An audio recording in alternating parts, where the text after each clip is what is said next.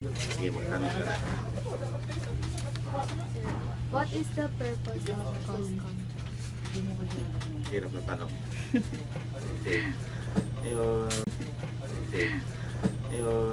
The purpose of cost control. So most of the five-star hotel has a what we call cost controller. So most especially if the hotel is new and it's a pre-opening, so they need a cost controller. So the purpose of the cost controller is to check and balance of all the costs or expense of the hotel. So cost controller has a big role in the hotel industry because he or she is the one who could determine what happens to the F&B department, especially cost. Kasi pag mataas yung cost, si cost control ang nag-i-explain bakit mataas, bakit mababa, ano ang nangyari. So cost control has a lot of roles.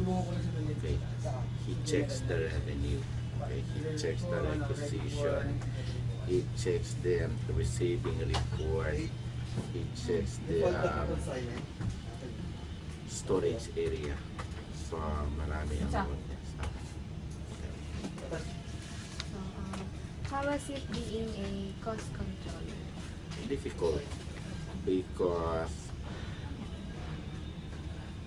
Difficult kasi marami kang nababangga. Okay, para you will act as parang police.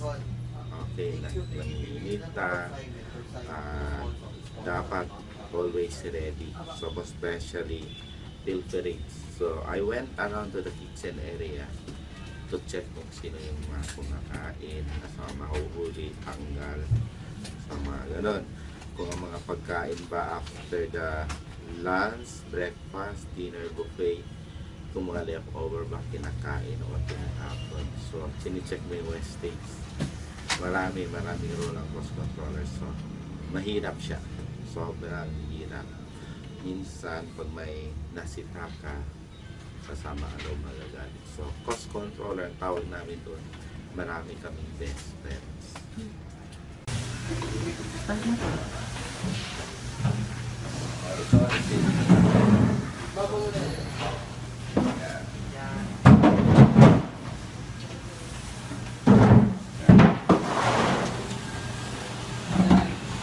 Kailangan hindi nakalapag sa sahig. Bawal tayo. Silip ka na. Silip ka. Silip ka na ng picture. Ayan na. Yan. Dito.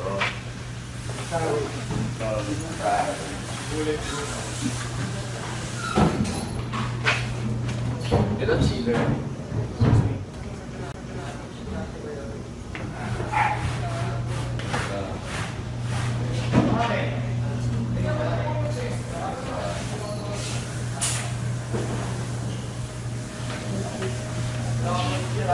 Label that.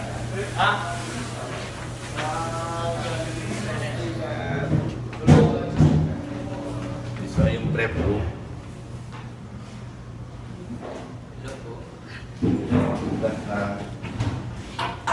Gulay.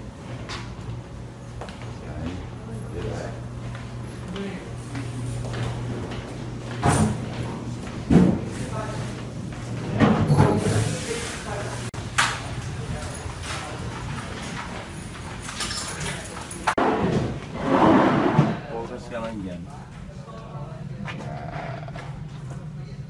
Mag-i-inventory yan. This one.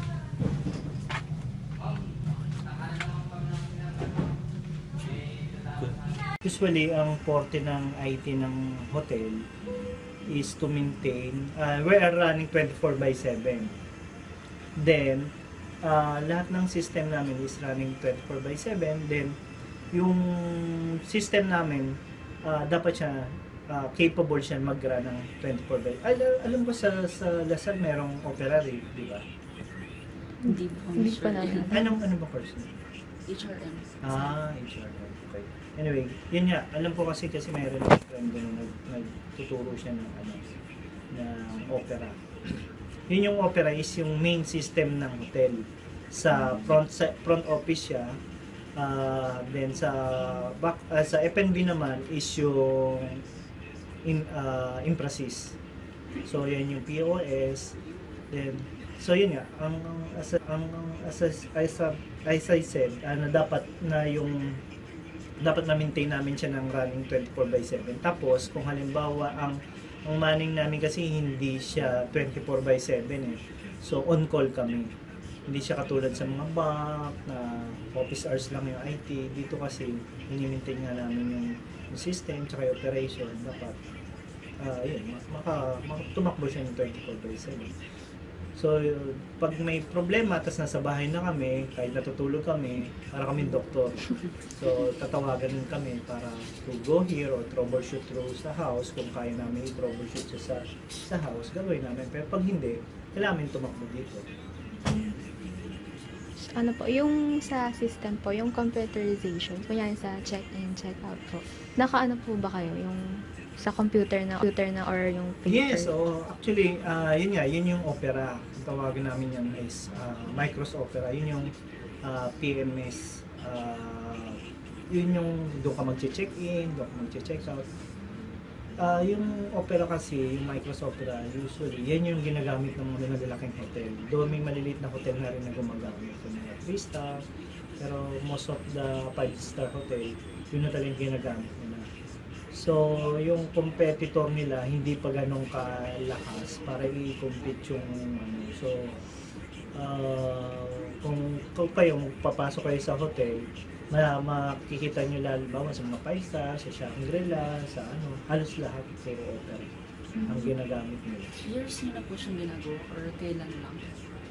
What do you mean? Ako? Kailan ako check-in, check-out po na? Matagal. I work at Shangri-La Hotel of before. I work siguro 10 years na ako doon. Nung nag-start ako doon, ganun yun. Pero siyempre, ang dati kasi, parang nag-i-evolve yan eh. Dati, Fidelio ang pangalan. Pero under pa rin siya ng Micros. Fidelio yung system niya. So, ganun pa rin siya, under siya ng Micros. Pero nagpalit lang ng ng version, pero yun pa rin. So, sobrang tagal na yun, yung check-in, check-out na system. Matagal na yun. Pero yung dito po sa company? Dito sa hotel? Nung nag-start yung hotel, nung March. So, kaya kami hinayar dito para i-implement yung mga system niya. Paano po pag yung nasira? Or kung nasira na ba siya, ano yung ginagawa niyo? So far, wala pa naman kami nagiging major downtime. Tawag doon is downtime. Diba, nagkaroon ng problema yung system. Ang una namin ginagawa dyan, basic troubleshooting muna ginagawa namin. Kailangan namin i-check kung ano yung problem. Depende ka din sa sira eh. So minsan kung halimbawa naghahang-hang lang, minsan yung computer lang nare-restart namin o i-isolate namin kung yung computer lang kasi kung makikita nyo sa front desk namin, iba maraming computer doon, yung harap sa desk. So, kung isang computer lang naghahang, so malalaman na namin na yung computer lang na yun. Pero kung lahat yung naghahang, sa server na yun. So gagawin namin siyempre as a first step ng isolation, restart lang muna namin yung server.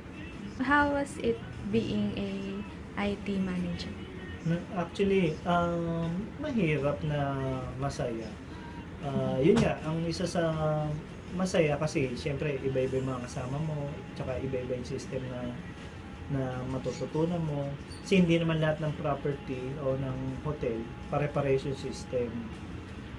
Katulad nga sa dati kong pinanggalingan kasi nanggaling ako ng Traders Hotel, nanggaling ako ng Makati Shangri-La, nanggaling ako ng HSN.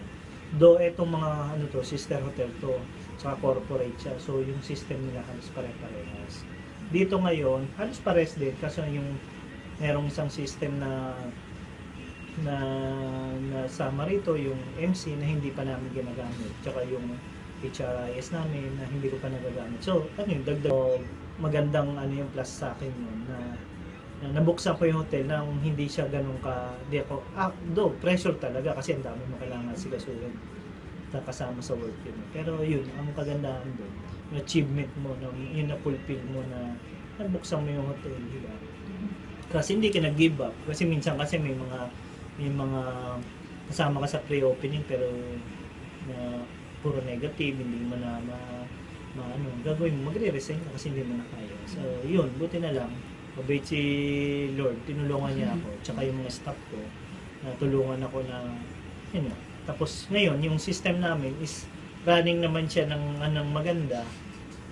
Though may mga glitches talaga sa system naman, kahit naman sa cellphone, may maraming glitches. May mga sometimes na glitches, pero manageable naman. Okay na po. Hi, Miss Marian. Alam mo talaga kung saan ako makikita. So, regards to Miss Carmen and you. Hope to see you on the December's Cost Controllers Christmas Party. I'll let you know. Thanks.